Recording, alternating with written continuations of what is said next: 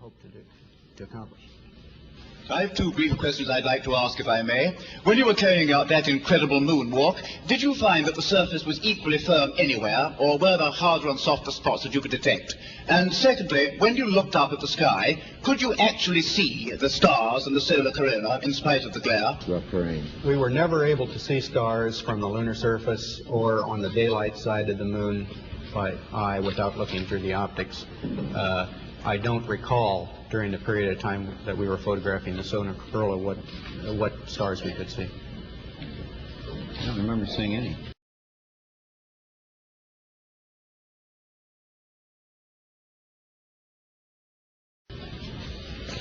Neil, you were a little bit concerned, you said, about stubbing your toe. I don't remember seeing any. Neil, you were a little bit concerned, you said, about... I don't remember seeing any.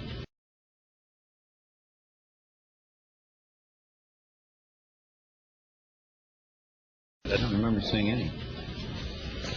Neil, you were a little bit concerned, you said, about... I don't remember seeing any.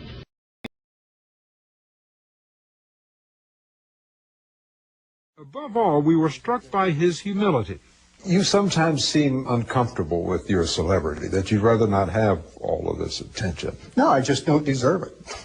But look, how many people have walked on the moon? 12? No, I just don't deserve it. The total combined weight, ladies and gentlemen, in 1/6 gravity would be only 62 pounds. Now just ruminate on that a little bit. If the astronaut weighed 185 pounds, and his entire suit, all of his gear, weighed another 185 pounds, the equivalent combined total weight in 1/6 gravity would be only 62 pounds. And I'm here to tell you I could do amazing things if I weighed 62 pounds anywhere. Anywhere at all. But we didn't see any of that, did we? You see, this is still only 1/3 of an astronaut's body Earth weight, without any gear. Are you beginning to understand? Therefore, the astronauts should have been able to jump vertically far higher than they could on Earth without any burden. And you remember when they were tooling around in that little car and they were spinning their wheels and the dirt was flying up, making a rooster tail? Well, folks, that dirt didn't fly up very high and it didn't stay up in the air. It came down really quick. And according to statistics, dust in a 1/6 gravity atmosphere. In fact, an atmosphere only 2% as dense as Earth's atmosphere, that dust should still be floating around somewhere, shouldn't it? But it didn't. How are we going to explain this? How does NASA explain it? Very simply, folks, they don't. They can't. They never could, and they never will. Because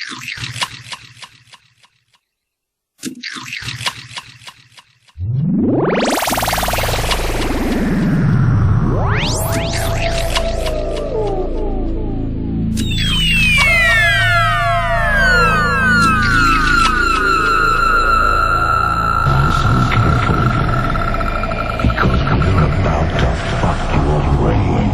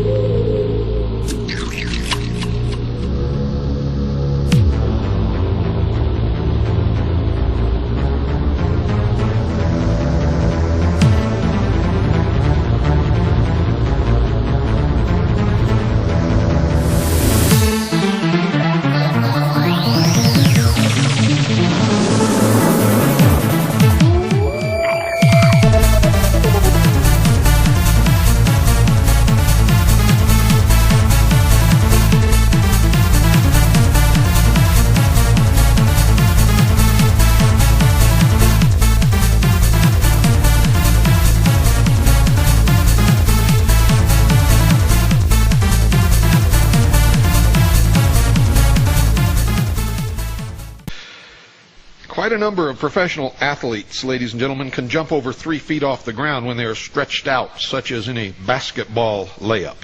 These athletes are the exception. But an average man in good condition can easily manage 18 inches in a standing vertical jump. Try it in your living room. Try it right now. I don't care how much you weigh. If you can't reach 18 inches, there's something really seriously wrong.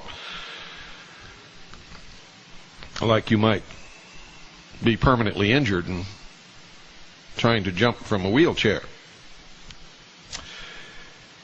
It can be assumed that the astronauts, ladies and gentlemen, were capable of attaining this on Earth with a moderate effort, especially considering the rigorous training and the physical condition which they were expected to maintain.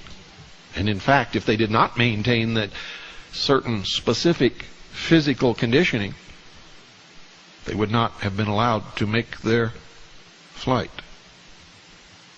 Are you following? Clear, crystal crisp logic that only comes from the hour of the time. And finally, folks, since John Young's vertical jumping during the Apollo 16 mission has been observed on film many times by all of you and by me, the question of spacesuit mobility and height attained can be discussed because we've all seen it. You can go down and rent videos from your local video rental store right now and watch it again. You can order videos from NASA. You can do all of these things. You see, a standing vertical jump of at least 18 inches on Earth can be accomplished by exerting an upward force of around 500 pounds by a 185-pound person. An equation can be derived which gives the relative heights attained by an astronaut in 1/6 gravity carrying a burden equal to his weight, and the same astronaut on Earth without a burden. Now, it was assumed that in each case the upward forces were identical, since a jump from a standing vertical position only requires the knees to bend slightly. The spacesuits would not have hampered the astronauts appreciably. The televised pictures of John Young on the moon indicated that he was able to utilize his arms and legs for jumping in an essentially normal manner with very little, if any, restriction. Now, folks, this is where it gets very interesting. You see, the resulting ratio of relative jumping ability calculated turns out to be over 4. Over 4. Now, this means that even with the astronaut gear, Young should have been able to jump over 6 feet off the ground if the moon had 1/6 of the Earth's gravity. Now, let's be conservative. Let's say he should have been able to only jump 3 feet off the ground in 1/6 Earth's gravity. Did he? Not on your life. In actuality, his efforts lifted him at most, ladies and gentlemen, 18 inches off the ground. Observations indicated that Young made several attempts to jump as high as he could, but with no success in achieving a height of more than 18 inches. He is shown at the peak of one of his jumps in one of the famous NASA photographs. And if you can obtain this photograph, you will note the position of the top of Young's helmet in relation to the flag. Now, critics might claim that he wasn't really trying. Now, if you were on the moon and you had a chance to make a record jump and you knew that you were being viewed on television by billions of people around the world, are you trying to tell me that you wouldn't really try? Really? Is that what you're trying to say? Do you expect me, William Cooper, to believe such blithering nonsense? Because I don't believe it for 1 second. I think Young was trying the very best that he possibly could.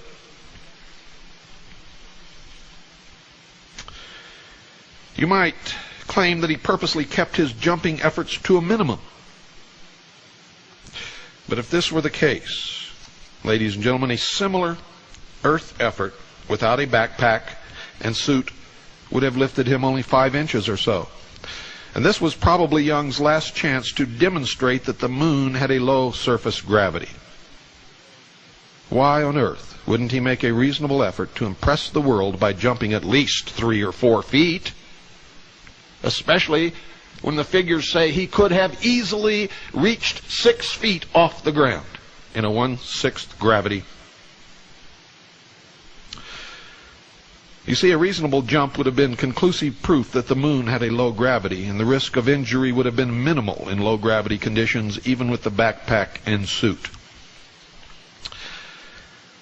With the knowledge that the astronauts could only jump about 18 inches on the moon, and assuming that the gear weighed what NASA claimed, and assuming that they were really on the moon when they made this jump, which is quite an assumption based upon all the evidence that we've been able to gather here.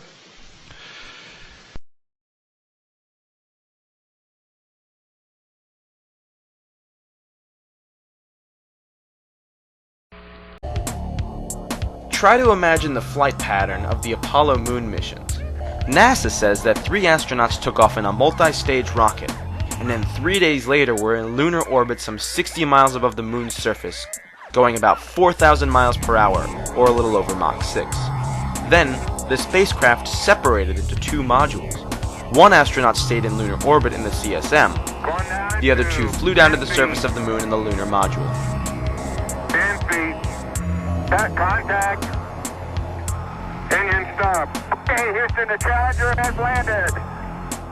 The first question that immediately comes to mind is how they were able to design a craft on Earth that would perform so well under quite different conditions on the moon, namely in a vacuum and in 1/6 gravity without killing anyone. The Lunar Landing Research Vehicle used to train the astronauts for a landing had a jet engine, which of course would never have worked out in the vacuum of space. NASA's answer to this is that the simulator provided 5/6 or 83% of the propulsion to simulate the amount of thrust that the rocket engine would need to lift the craft while flying down to the surface of the moon.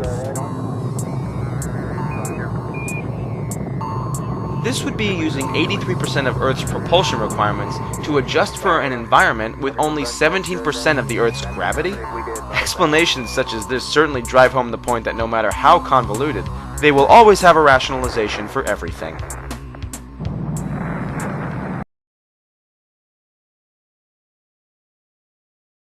We think so too.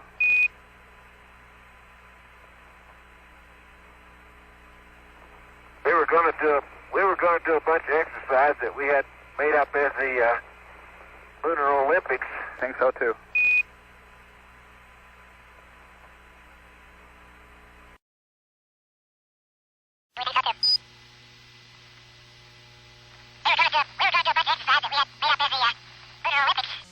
We were going to do a bunch of exercise that we had made up Lunar Olympics. We were going to do a bunch of exercise that we had made up Lunar Olympics.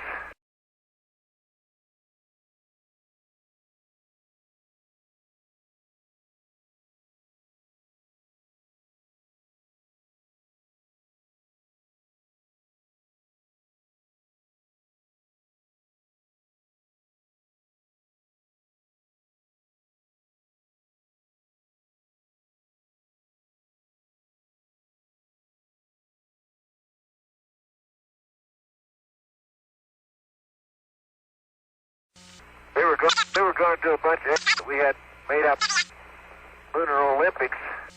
We were going to do a bunch of exercise that we had made up Lunar Olympics. 380-pound guy, that's pretty good. They threw that out.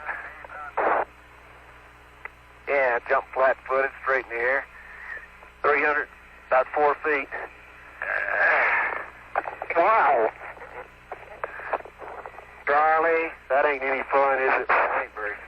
That ain't very smart. Well,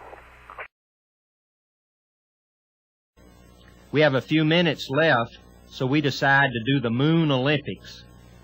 I decide to try to set the high jump record on the moon. And as I start to do that, I bounce a couple of times, and then I fall over backwards. And as I fall over backwards, fear strikes. If I split my suit open, I'm dead. going to do a bunch of we had made up Lunar Olympics.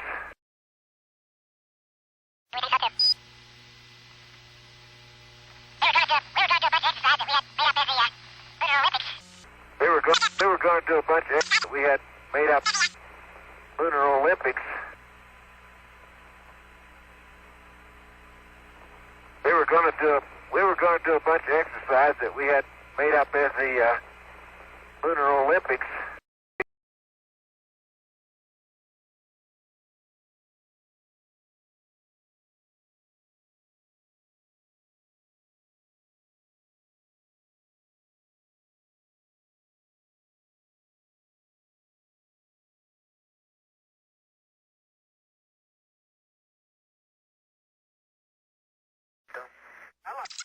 But me, boy, or what you call it, get my left leg stubby.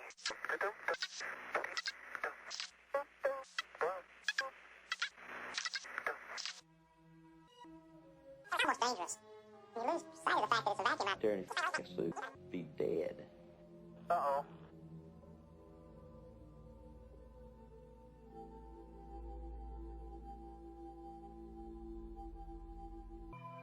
He landing. Oh. Ah. So I like to run.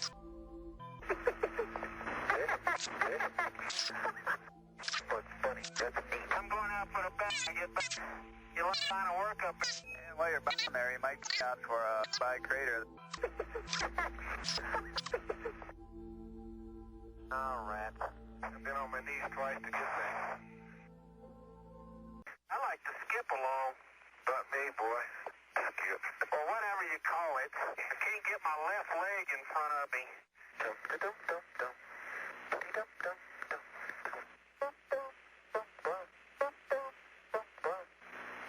Darren, if you spring a leak next suit, you're gonna be dead. Uh-oh. Darren, if you spring a leak next suit, you're gonna be dead. Uh-oh.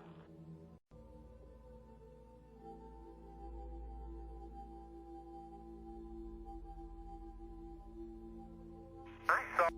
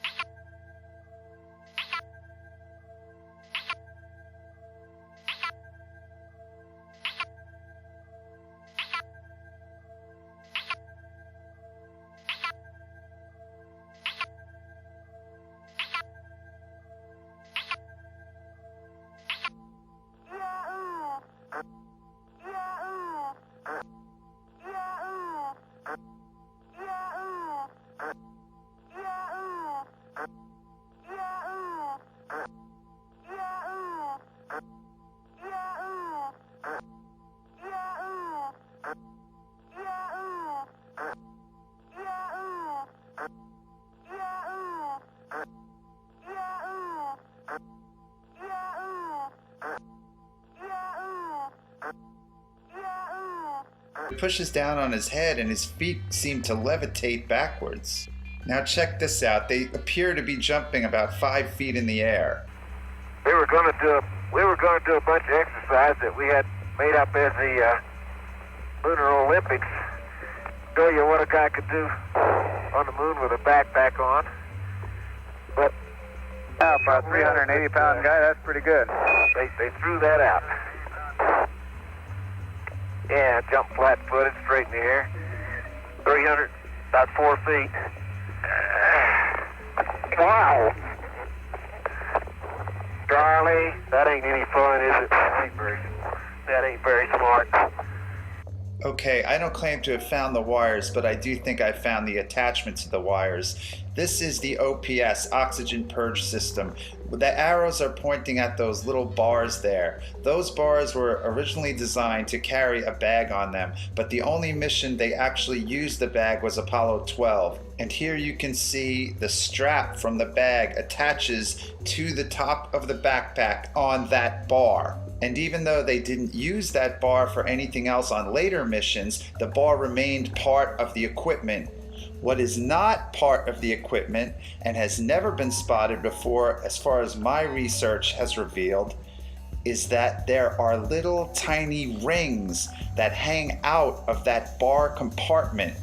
And I could only spot these in this one clip from Apollo 16 at Station 5. But in this clip, you can see them quite clearly, and you can see them dangling, and you can see the shadow that they make. And there is no official explanation for those rings. And this in a mission that has been analyzed to the nines. No technical manual, no internet discussion, no mission report mentions these rings. And if there were wires carrying the astronauts around and making them do all these herky-jerky moments and jump up in the air 5 feet straight and lope around the so-called lunar surface, then the wires were attached to these little rings.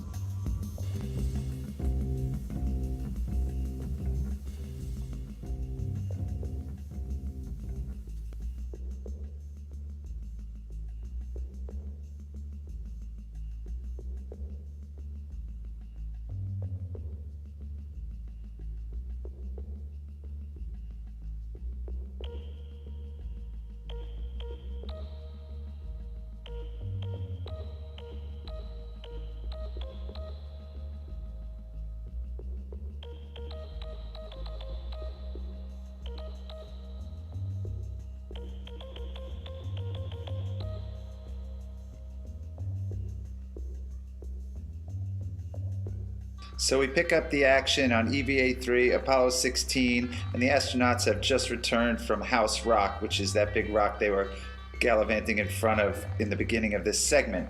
Charlie Duke is switching magazines in the 16mm movie camera, which is at the top right of the screen. He's turning it now. Watch his visor, because I believe you are going to see an artificial light source flicker on and off very quickly. At first you will see the light travel up his uniform, and then it will flash on in his visor, and then it will flash off. Boom, there it goes. Now, NASA's official position is that there were no artificial lights used on the surface of the moon. The astronauts were issued flashlights, but they were only used inside the ships. Here is a picture of the actual flashlight used by John Young during this mission. That's a better size one. Watch the beam of light travel up the spacesuit. It will go on his left shoulder and then swing over towards his right shoulder, under his chin, and right up into the visor.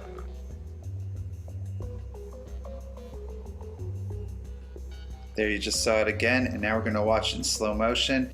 Just look to the right of the arrows, keep your eye below the visor, and watch the beam of light. There it is, and then into the visor. Boom. The light source is below the horizon. It's coming from underneath the shot, not above it. It's not the sun. It's an artificial light. The light flashes on beneath the rest of the scenery. In every other shot, you see the sun must be at the top of the visor. On the left, the light source is below the scenery, and on the right, it's at the top of the visor where it is in every other shot. To my eye, it looks like a hidden flashlight in the fingers of the glove. In the Gemini missions, that was actually something they did have, but in the Apollo missions, they did not have, according to the official record, finger lights. And the big question here is why he would need a flashlight if that were in fact the blinding sun behind him. The official flashlights were 5¼ inches long, and here's a picture of Charlie Duke playing with one on board. That flashlight was clearly not in his hand in the previous clip. I thought that thing hadn't run, Tony, but the little ball had just stuck. Whew. Okay, understand. Oh, John. What was it? I love that guy in the background going, what just happened?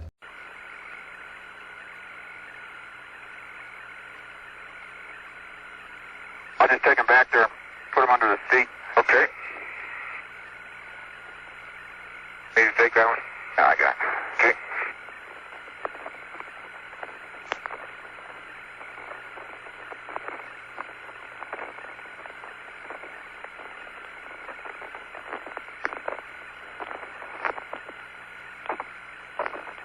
You got another one drop there, Gene.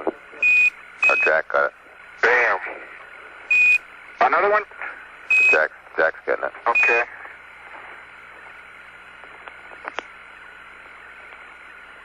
Jack, we gotta make a place in here for that full bag. Let me put the small can over there, core tube over there. Have a sample.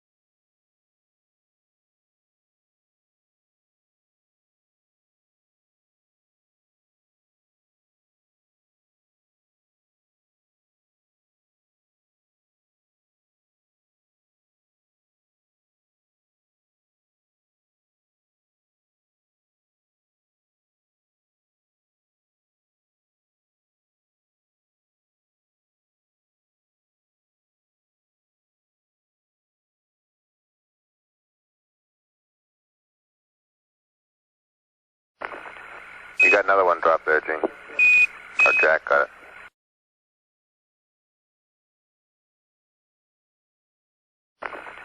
You got another one drop there, Gene. Or Jack got it.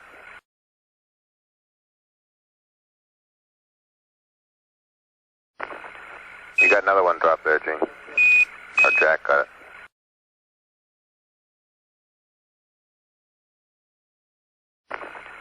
You got another one drop there, Gene. Or Jack got it.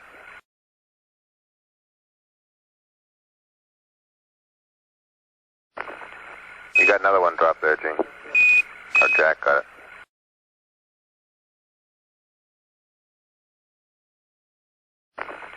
You got another one drop there, Gene. Or Jack got it.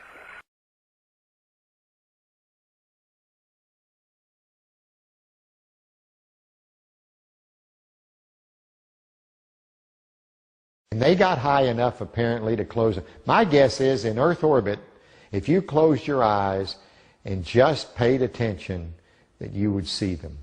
The first time they were seen was when they went to 365 miles. Yes. That's 650 miles below or away from the radiation. Yeah, see, it's below. My guess if they just did it tonight.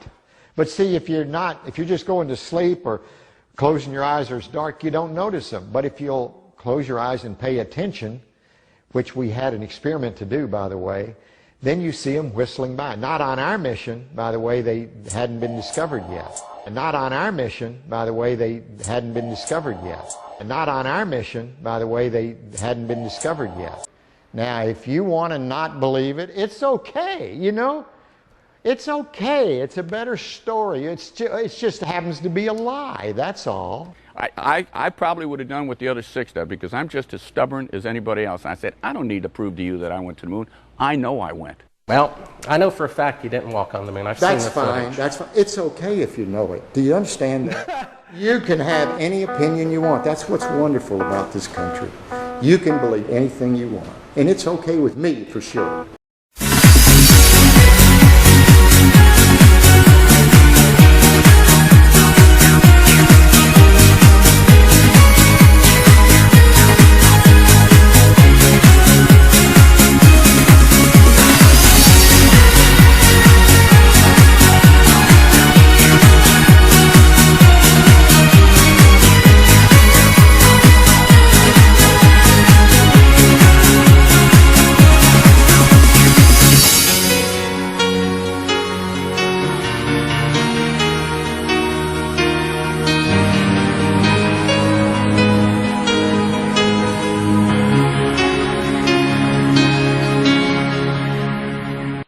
I don't want to talk about things we've gone through, though it's hurting me. Now it's history. I played all my cards, and that's what you've done too. Nothing more to say, no more ace to play. The winner takes it all, the loser standing tall beside the victory. That's her destiny. I was in your arms, thinking I belonged there. I figured it made sense, building me a fence, building me a home, thinking I'd be strong there. But I was a fool, playing by the rules. The gods they thrown with knives, their minds as cold as ice. And someone way down here loses someone dear. The winner takes it all, the loser has to fall. It's simple and it's plain. Why should I complain? But tell me, does she kiss like I used to kiss you?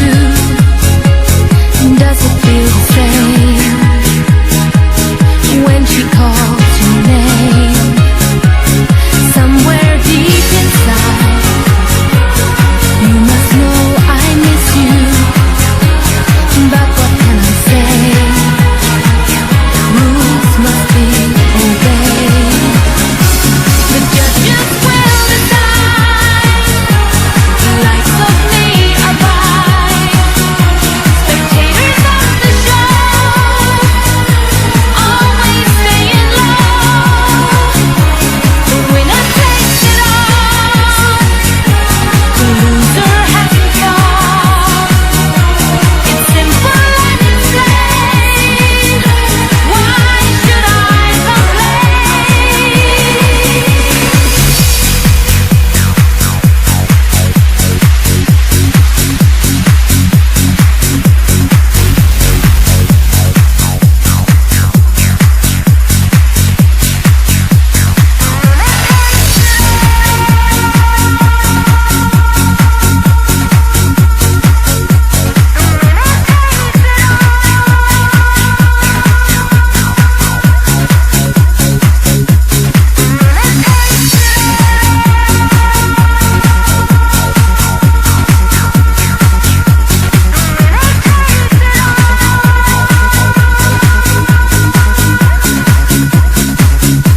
The game is on again, lover or a friend, a big thing or a small, the winner takes it all.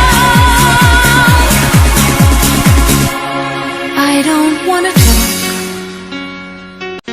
if it makes you feel sad, and I understand. You've come to shake my hand. I apologize if it makes you feel bad, seeing me so tense, no self-confidence.